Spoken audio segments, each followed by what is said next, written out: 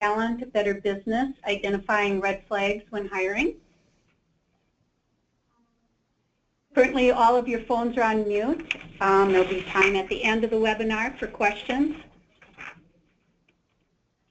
And I would like to introduce today's presenter, Nicola Hawkinson. She is the founder of SpineSearch, a nationwide recruitment and continuing educational company. Nicola received her Bachelor's of Science in Nursing from the University of Delaware, Master's degree Nurse Practitioner program from New York University, and Doctorate of Nursing Practice at Case Western Reserve University. Her career in nursing has spanned from the operating room, neurosurgical oncology, to orthopedic spine. Simultaneously, Nicola remains an adjunct clinical professor at NYU's College of Nursing. Nicola has presented and published extensively in the field of spine, first as a clinician, and now she continues to utilize this academic platform to speak and write extensively regarding recruitment, retention, and staffing needs in orthopedic and neurosurgical practices, ambulatory surgery centers, and a variety of other companies that service the spine market. So I'd like to introduce Nicola, and we're going to turn over the screen to her so she can start her presentation.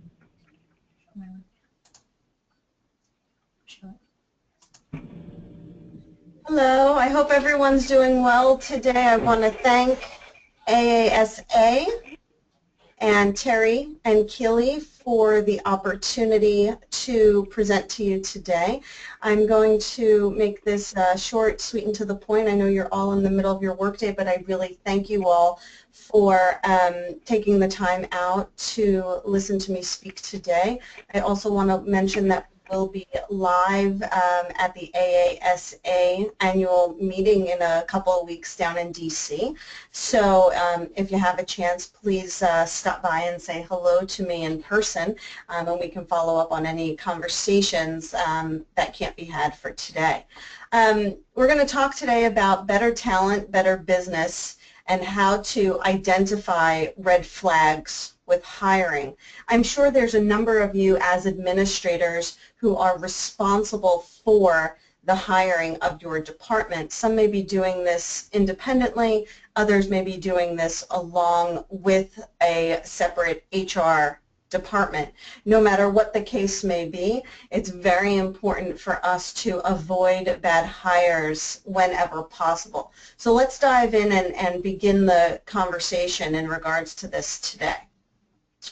The first thing you want to think about when you're starting the interview process, whether you're interviewing for an assistant, a front desk receptionist, a medical biller, nurse practitioner, or a physician, is how to identify the red flags of the recruitment process. Understanding what those red flags are, how to identify them, figuring out how to identify a qualified candidate, and then we'll move into talking about how to uncover other red flags by utilizing things such as reference and background checks.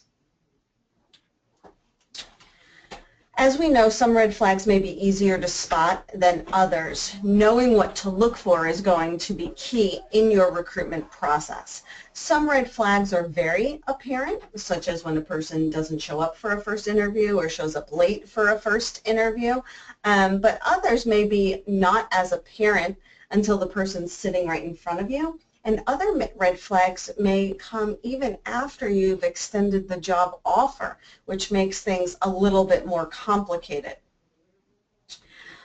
Let's think about some initial red flags you're going to see just by reviewing someone's resume. A short time period at jobs. If you see a short time period of jobs, you always want to ask them why. Was this a temporary position? Was this a contract position? What was the reason for leaving? And if you see multiple short times, again, you have to dive deeper and find out why is this person not staying in one specific opportunity for any given length of time. The second is gaps in employment. So red flags are kind of folks that leave jobs without having another job. I always find that quite interesting. And finding out what those gaps are, people that take time off, and again, not time off once. We're not talking about I took time off to have a child. We're talking about multiple gaps without reasoning that are reflected in their resume. For us, a big red flag is when a candidate comes in the office or we're Skyping with them and they do not want to give references. That's a red flag. We're okay if they don't want to give a reference that's their current employer who may not think that they are in search of a position. I think that's totally reasonable not to jeopardize their current place of employment, but why don't they want to give references, professional references that we can check? And then the last is filling out a background form. Candidates whose first question to us on the phone is, do you make me fill out a background form? Often gives me a little bit of an indication that there may be something on that background form that they don't want us to see.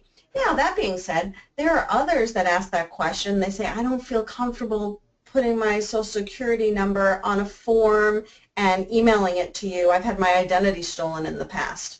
That could be a red flag, or it could be someone that just doesn't want to give out their personal information on initial consultation. So we really have to, again, get to know the candidates and figure out if this is a red flag or if this is someone who's just taking the appropriate precautions due to past experiences.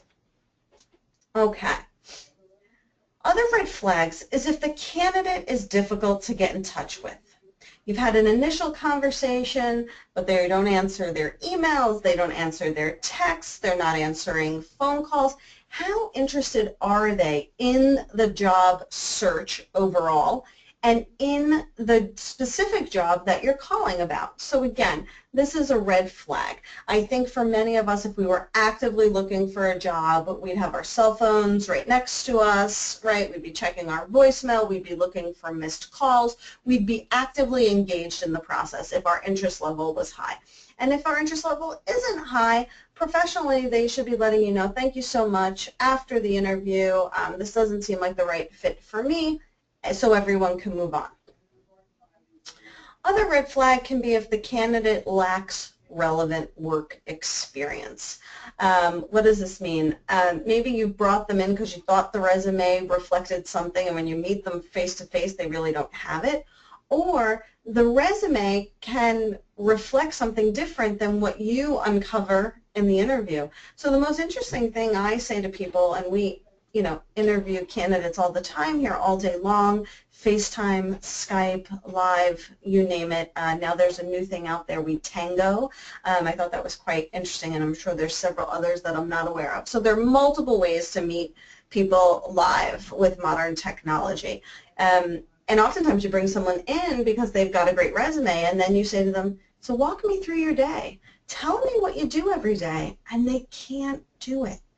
So for example, if someone's a medical coder and they're working in a surgical department, specifically a neurosurgery department, and you say, what are the 5 most common codes that you code for? If they can't tell you that, that's a red flag. And that's what we talk about. Having trouble answering basic questions about their daily job responsibility and the job they're in right now. Not the job with you, but the job where they're fully functioning in present time. So those are some of the most common red flags. What about not so common red flags? Have any of you ever had someone who has lied about attending a college or university? Something very common that we see on resumes is they'll put the college or university on there, and they'll write University of Delaware Bachelor's of Arts. They don't say graduated, they don't say not graduated. So when we recruit, one of the questions our recruiters have to ask is, what is your highest level of completed education? Because I could have attended several universities and have a number of degrees under my belt as per my resume that may not be completed. Other red flags can be if they put a college or university, and there are many online programs out there right now, so there are many to choose from, where the school cannot be identified by a background company, right, and in essence is not a real school or online university. We usually find out these things when we're running the background check, as we said. So it was very interesting, a story that I'll share with you. We were running the background on a candidate who said they graduated, and then we said, we can't find your MBA. The university doesn't have record of you completing your MBA, and they sent us a diploma. And we found out later that it was a fake diploma, and there would have been no way for anyone in my office. I mean, if you looked at this, this looked as real can be, but it was forged. So we had the candidate lying about it, and it wasn't until we had to realize that we had some fabricated documents and send it to the university to find out that it was in fact not a real document, but a fake. So that's a terrible experience. I don't want anyone for you to have. In terms of references, very interesting. So modern technology has people on their cell phones all the time, right? You have to make sure that the reference actually is who they say they are. And that becomes challenging, right? Because you're given a phone number, and that can be a cell phone number, and they can say, this is Judy Smith, my former office manager, and they can give that cell phone to their boyfriend or girlfriend and do that reference for you. So you'd really like to call a business phone number if possible, and if you're going to have to call someone's cell phone, you have to figure out ways that you are going to really identify that this is the person they say they are, and that this is a true reference.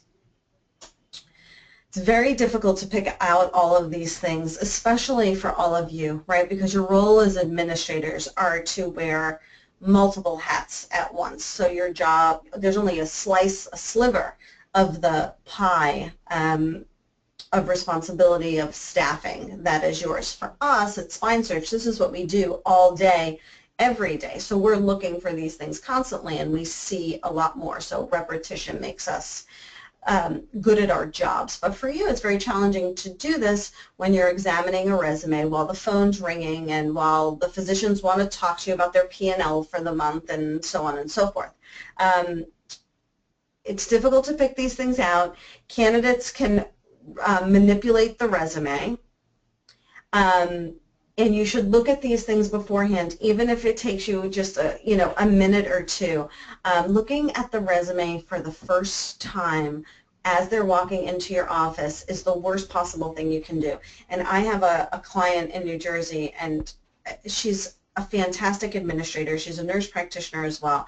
And she always says to me, I just print out your notes from your emails and the resumes right before the people are going to come in the door. And I'm always like, oh, you should look at it ahead of time, because I've thought of things and done a full pre-qualification, but I want you to do that as well. When you have folks come into your office, hopefully you have your own application and background. Have them fill all of that out ahead of time. Again, if there's any red flags and they don't put down those references or they don't want to fill out that paperwork, we have that happen here in the office all the time. They say, I'm not filling out the background form. And we say, we're not going to take you in for an interview unless you fill out the information. You want to ask for at least 3 to 5 professional references. And the next piece is very interesting, and it comes for a longer presentation hopefully we can give to you on our next series. It's let the candidate do most of the talking. So often administrators, surgeons, business owners are so excited about their new hires and their new endeavors and their practice growth that they want to tell these people all about it, and they want to sell themselves and the group to the prospective employee. My advice to you is let them do the talking, let them sell themselves to you. You're the commodity. In allowing them to speak, things become unraveled, and you'll learn more about this individual. I personally have just started doing this for our own interview process here at SpineSearch, and it's interesting. In the first 5 minutes, I can really like someone, and by 20 minutes, I've uncovered 10 red flags, and we're not proceeding to a second interview. When you're interviewing, again, we want to ask questions that steer the conversation and let them answer and elaborate. What were some of your job responsibilities? Anyone that has a job in healthcare or anywhere else should be able to tell you very fluidly what their job responsibilities are. What are some of the challenges they face? How do you resolve those challenges? Did you work with a lot of people or more autonomously? And that'll help you know if they're a good fit for the job you're considering them for. Maybe you're considering them for a medical billing position. They're going to sit in a cubicle on the other end of the office by themselves all day, and we have to make sure they're okay with this. Or maybe they're going to be in a very busy position. Maybe you're hiring an HR manager, and they're going to have to interact with 50 employees and know that they're going to be able to handle that. Again, we talked about catching things like a fake diploma, talking about references, catching fake references. We've had this. Again, you want to listen clearly about how this person speaks about the candidate and ask about them specifically. Dive deeper than just their general characteristics. Are they a nice person? Are they a good person? Are they responsible? Who did they specifically report to? Did they report to you? What was your work relationship? How often during the day did you see this person in the office? Oftentimes we'll get, let's say from a nurse practitioner or a physician assistant, a physician reference, and the physician is a consulting physician in the ER, and they'll say, oh, you know, Betty seemed nice, but I only see her for about 2 minutes a day. That's not a reference. We need some supervisory references, and we're okay with colleague references, but we need people that are working side by side with these individuals. Again, how to identify red flags with the reference. Did they answer the phone professionally? Is the phone number a business phone number or a cell phone number? Does it sound like they're in an office, or does it sound like they're on a beach? And look, if they're on a beach, maybe you've caught their physician reference when they're on vacation in the middle of the summer and they were still nice enough to pick up. You're going to have to try to decipher truth from tale. Is the reference able to answer questions about their own job description and the amount of time spent with the candidate? Those are really important, because how can someone give a true reference if they're only seeing these people a few minutes a day? Take the time to talk to the reference to gauge if the reference is credible. We utilize here our professional reference forms and questionnaires. If anyone wants those, I'm happy to email them to you. They're helpful to keep you on track and to keep guiding the conversation, because if you speak to these references and you just want to give yes/no questions, they're just going to answer you yes or no. Were they good at work? Yes. Would you hire them again? Yes. You really want to dive deeper when you're taking these references. You also want to make sure that you have at least 1 or 2 supervisory references, someone that this person, this candidate, reported to. Again, I'm okay if one candidate is a co-worker, especially if this is a newly graduated physician or NP or PA, but we really need a supervisor that can speak to their work ethic.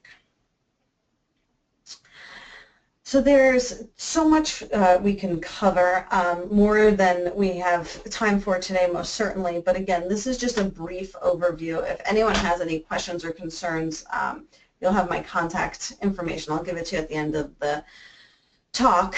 Again, at SpineSearch, we recruit everything.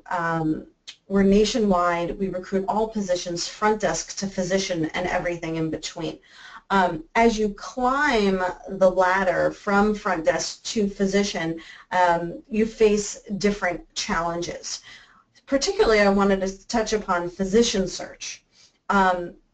It's very important when doing a physician search that we figure out their eligibility to work in the United States, to become board eligible, to become board certified, and as more and more of us are seeing, that will affect hospital credentialing, and it'll also start to affect insurance reimbursement. So I'm sure many of you are familiar with that. So when we're looking at physicians, we have to understand where they did their internship, where they did their residency, where they went to medical school, was it in the U.S., outside the U.S., where they did their fellowship. Were these completed, and is it listed clearly on their resume? We need to make sure that they've completed the appropriate amount of time in any one surgical or non-surgical specialty, based on what we are recruiting for. And you want to look for things like multiple residency programs. Why did they switch? One person switched once because they moved. One other switched because a hospital center closed down. Okay, but we want to make sure we're not looking at multiple switchovers. We want to look for gaps in training the same way we looked at gaps in employment for our other candidates. Again, we want to understand why, and we want to let our clients know these were the gaps, these were the reasons, and then over time we will decipher how legitimate or non-legitimate. In regards to board certification, many of you know fellows usually come out. Some may already be board certified, many are only board eligible. You need to, they need to be able to walk you through what the process is. I've completed my written boards, I'm waiting for my oral boards, I'll be completely done in 18 months, so on and so forth. And this should be on their CVs. You'll see things like past stage 1, and then an anticipated date for the next stage.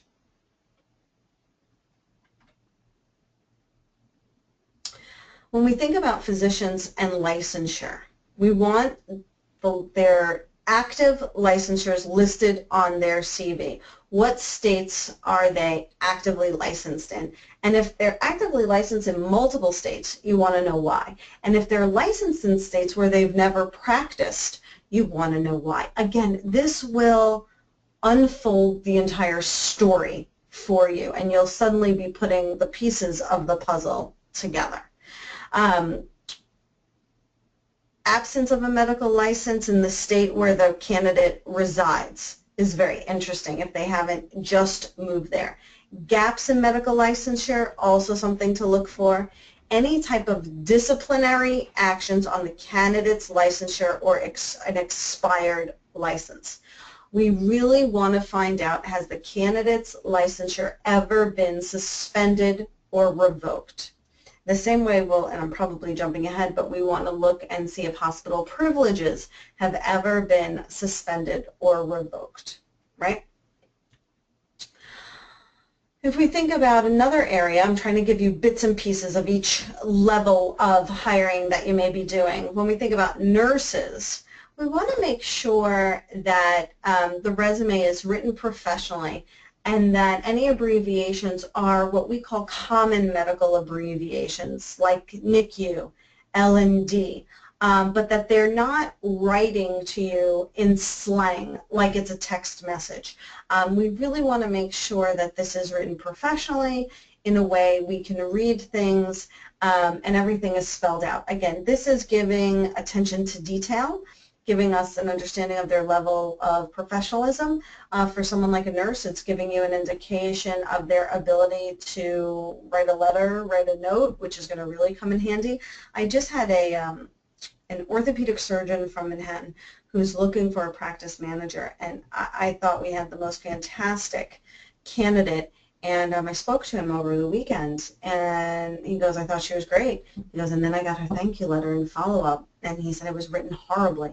And I said, and you know, usually they'll send them to us and we'll forward them on to the client, but she sent this directly to him, and he said it was written so horribly. He's like, I can't even justify it moving ahead. So it was a real shame. But no using shorthand, written professionally, no shortcuts, common abbreviations. Again, these are all things you're looking for because we want to make sure they have these skill sets because they're going to need them in their jobs. You want to look for any incorrect acronyms. And again, back to reasons for leaving jobs, we really want to know why they're leaving positions or multiple positions. We don't want to attack them. We don't want to put them in defensive mode. We're just really trying to uncover the story of the sequence of their career. Some resumes we get here, and I can look at them for 5 to 10 minutes, and I'm like, this doesn't even make sense. I don't even know what they're doing. I don't know which job they're at now. A lot of times it could be a physician doing a lot of locums work. It could be an NP or PA. But these resumes should not be confusing, so that if an administrator such as yourself or someone like me or an HR specialist cannot quickly look at it and say this person's amazing, but instead we kind of have to brush the dust off of it and really try and unravel and what's going on and is this person a good candidate or not. So chronological order is important, good formatting is important. A failure to do this is a red flag. Other times, very interesting, the candidate's interview won't line up with the resume. So there'll be 2 jobs they talk about and they go, oh, I didn't put those on my resume, I wasn't there long enough. Or vice versa. They have jobs on their resume and then they say, oh, I never really worked there, I was going to start, but then I took this instead. So we have to make sure the story and the CV fits, and inconsistencies are other red flags. When you're reviewing the resume, again, it'll only take you a couple of minutes. It should be clean and sharp, written without grammatical errors. We very rarely get hard copy resumes anymore, but it should be on good resume paper. If they're coming in live for an interview and they're pulling this crinkled sheet of paper out of their purse or briefcase, it's just not a good sign. It's a red flag. They didn't take the time to prepare to meet with you today. We want candidates to present themselves professionally, whether it's online, on the phone, email, or in person. We want a certain level of professionalism. That's the expectation. We want language to be spoken clearly. We want emails written professionally. We want text messages written, you know, they're here to stay, but we want them written professionally. Those are things that are very important. I don't know how many of you use Skype or FaceTime for your interviews. As I said to all of you, we do it a lot. And that's a live interview, so they should dress professionally. We've had candidates get on a Skype interview in their pajamas. We've had them get on with a cat on their lap, and we've had to kind of guide them and say, this isn't how you do things. They should be dressed as they would be for a live interview. Again, when we're looking at the resume, clearly written, fresh presentation, and does their experience reflect the qualifications you're in search of, right? So don't get thrown off track because the person lives in the same town as you, or went to the same college as you, or is in the same sorority as you. Whatever it may be, the most important things are that they have the qualifications you're looking for. Emails need to be written professionally, clearly stated subject line. Calls, you need to speak professionally, and as I said, Skype, you need to dress professionally, have eye contact and enthusiasm, and have as little of distractions as possible. You want to make sure the resume matches with the job description of what you need for your department as best as possible. We want to ensure the skill set is there for them to do their job. You don't want to be so distracted by personality compatibility. That being said, you also don't want to be distracted by the non-compatibility or incompatibility, I should say, of yourself with any one individual, right? As long as you can have a professional working relationship.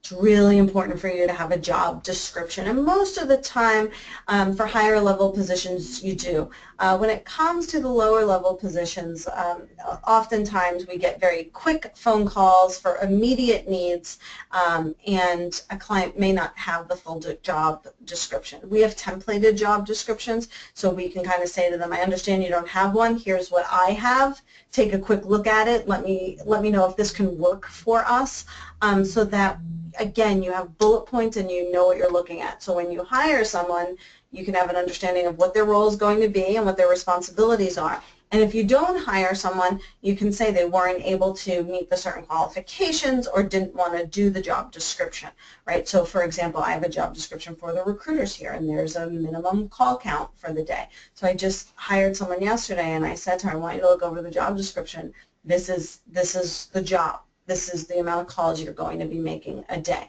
to make it as clear as possible for them coming in. This is the job, this is the role, these are your responsibilities. And again, we talked about resume, what to look for. The selection process has to be as thorough as the recruitment process. This is not something that can be done quickly or easily. And it's a challenge for all of you because, again, as I've stated, it's not your full-time job. It's not what you're doing 24/7. Here, this is what we're doing 24/7. We have to make sure the candidates meet the expectations of the job requirement and that it's a match and that this person's going to be a good fit both culturally, personality-wise, and again has the job experience. When we're talking about background checks, we want to make sure they can work in the United States. You want to make sure they can get previous employment and character references. You want to run a background to look for a criminal background. Depending on the position, you may have a health screening background and questionnaire and any other qualifications that are specific to the position you're hiring for. To the best of your ability, you want to be able to personally test that whatever you're hiring them to come in and do, that they have the ability to do. That's a very important thing. Always verify references and conduct background checks regardless of how trustworthy the candidate appears. Don't fall into the, oh, she's great and I need someone tomorrow and yeah, we'll get to the background, but she was a sweetheart and my mother's sister knows her and it's all good. No, no, no. It can't work like that anymore. Different types of background checks for state activity and for national criminal activity. A national background check is recommended because it will look at things beyond the border of the state, right? So if they've lived in multiple states, you want your background company to run background searches in those multiple states. We use a third-party background company, so anyone that we place with our clients, we're running the background check to do this. Some of our clients run their own because they may be a hospital-based surgical department. We still run ours, and I can't tell you how thankful our clients are sometimes because ours could be clear, theirs could be not clear, or vice versa. So we're doing a double due diligence on things. Usually if one's clear and the other isn't, the issue to be resolved is a very minor one, so I don't want to alarm anyone. But anyway, for our clients, it's still very, very appreciated. A candidate might look good on paper and may not be the best fit once you meet them live. And again, let them do all of the talking. We want to hear as much as possible from them. And this is why we need the other things like the references and background. Those things are going to be really important. What your department decides in regards to what to do if someone has a misdemeanor or a felony on their background check is department specific, so if anyone has particular questions on that, you can feel free to email me. That's not a problem.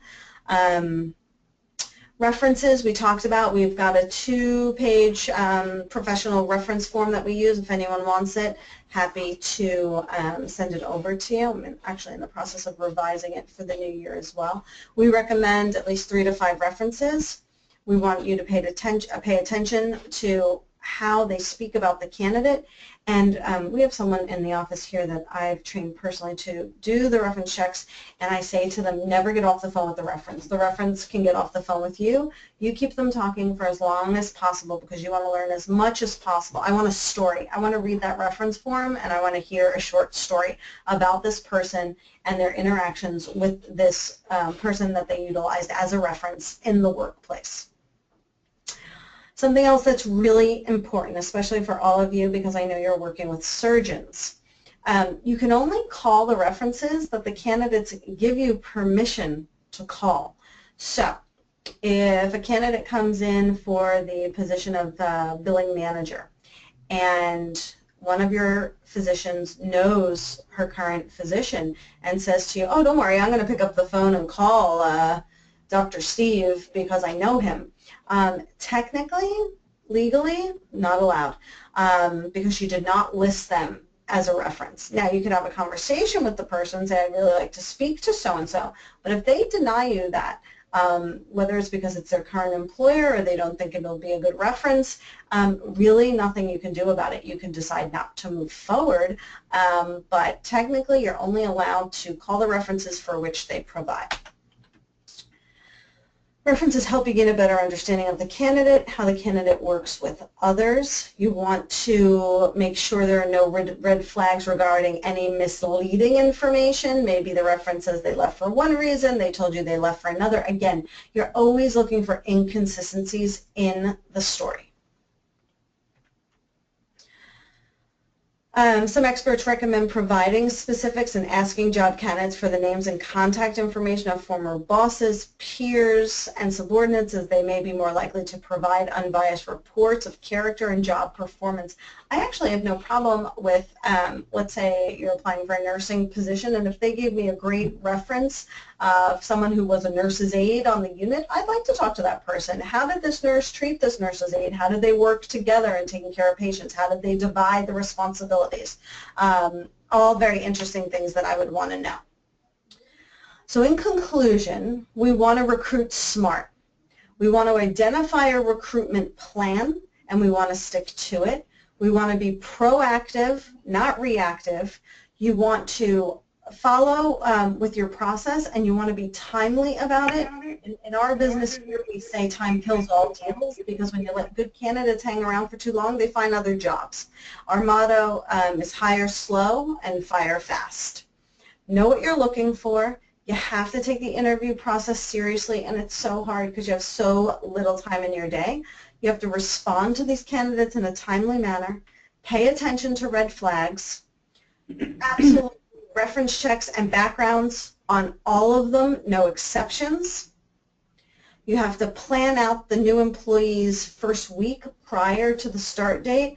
Again, this is part of a larger series of lecture topics that hopefully we'll get to in the future, but you can't have someone show up on the first day and there's no desk for them to sit in and there's no phone for them to use.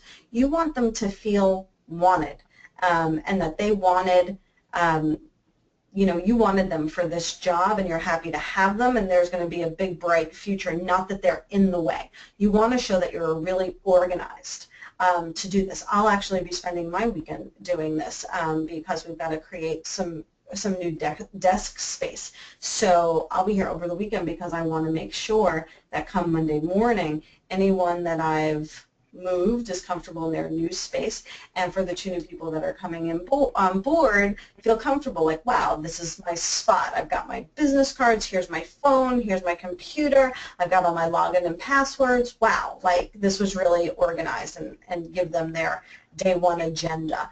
And the thing is, it doesn't have to be perfect the first time around, but as you continue to hire and onboard, you should keep an itinerary of what that looks like, utilize it the next time, that creates consistency, and then improve upon it every time, and that will make it better with every new hire. That concludes our series for today. I really appreciate all of you taking the time to listen. Again, for anyone that jumped on late, my name is Nicola Hawkinson. I'm the CEO of SpineSearch. We're a nationwide recruitment firm. We recruit everything front desk to physician. We will be at the AASA annual meeting in DC, and there is my phone number and our website address. And if anyone wants to reach out to me directly, my email is very simple. It's Nicola, Nicola, at spine-search.com, or you can just give the office a call and ask to speak to me, or my assistant's name is Maxine. So thank you, Nicola.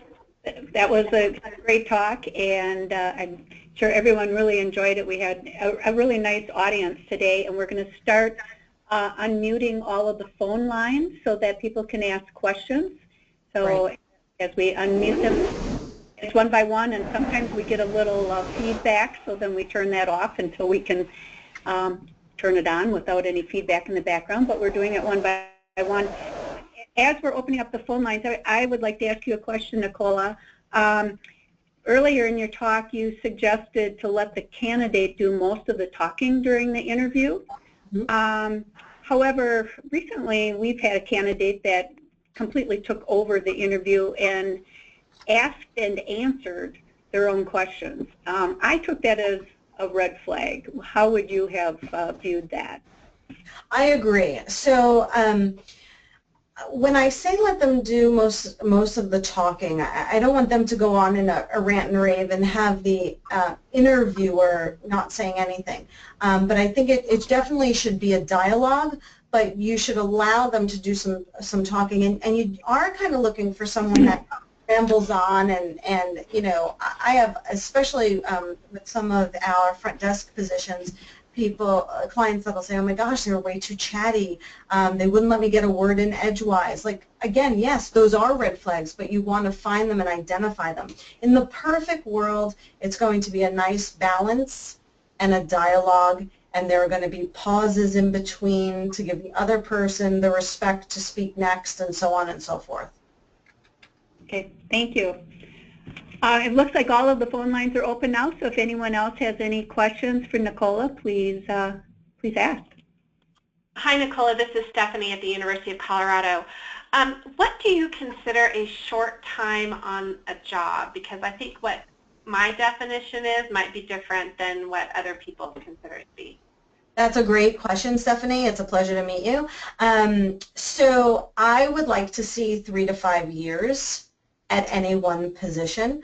I have some clients that want to see 5 to 10 years, and it's very interesting, but the dynamics of the U.S. workforce and the average length of time at a job has decreased significantly, so I think we have to balance that with reality. But if someone's only at a position for 1 to 2 years, I really want to have an understanding of why. Something that would be an acceptable, Stephanie, to me would be I was a nurse for 2 years, I was an RN, and then I got my NP degree, and then I worked as an NP for 2 years, and then I took another position which was a chief NP position, right? So at least that we're showing consistency, we're showing no gaps in employment, and with each it was a career ladder move. Okay. Out of curiosity, what is your acceptable amount?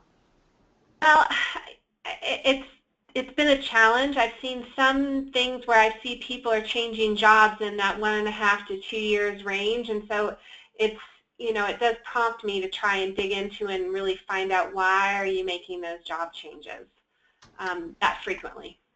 Yes, I agree with you. Under 2 years is concerning. I like to see 3.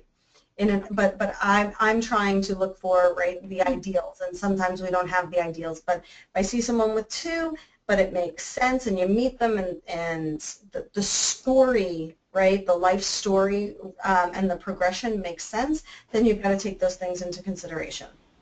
Right.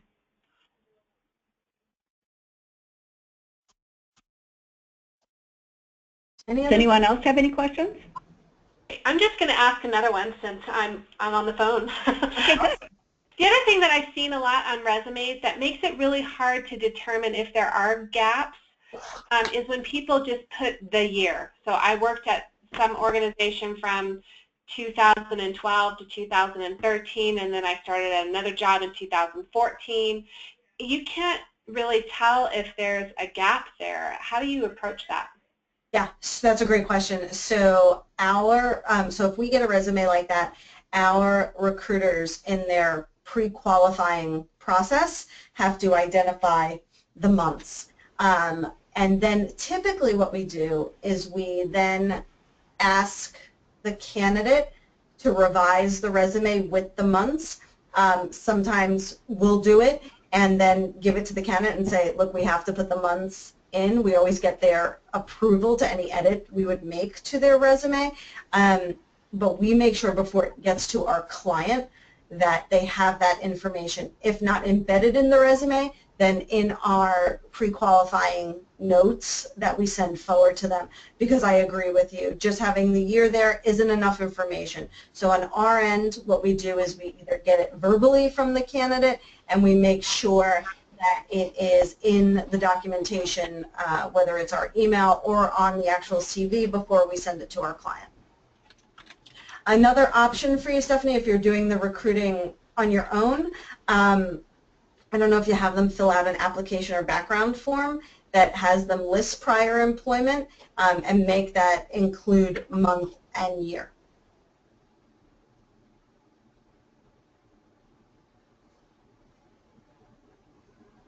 And you could always have them fill that out ahead of time before coming in to see you.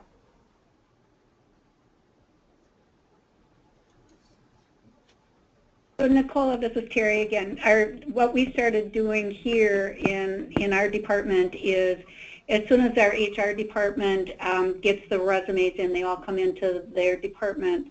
If they see a real hot resume, like a real hot candidate that we don't want to lose out on, they immediately call and pre-screen that candidate, and within 24 hours they bring them in or have an interview scheduled with them. But what they do is pre-screen them by phone, write up a summary, like a story like you were saying, and then we immediately schedule them for an interview if they're a real hot candidate, because we were finding that we were losing out on candidates because if we went through our normal interview process, it sometimes takes time to get interviews scheduled, and like you said, it's hard to reach the candidate, and for whatever reason it's hard to get them in, and by the time you get the interview scheduled, then they withdraw because they've taken another position. So we've been looking at different models for interviewing, pre-screening, and bringing them.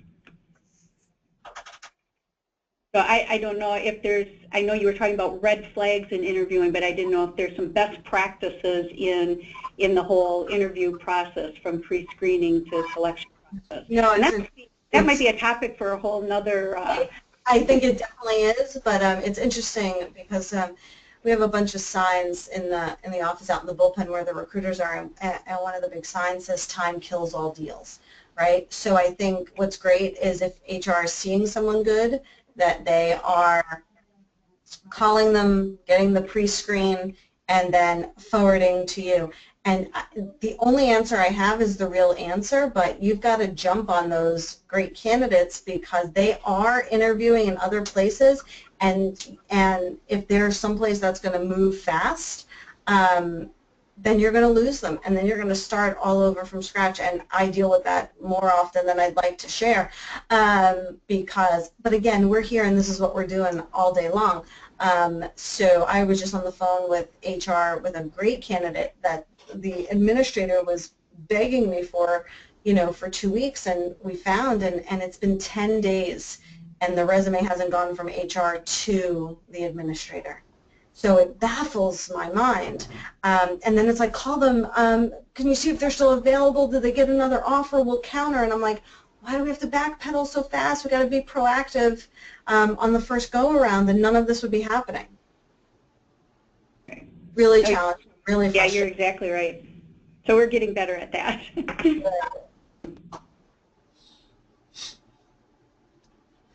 Are there any other questions?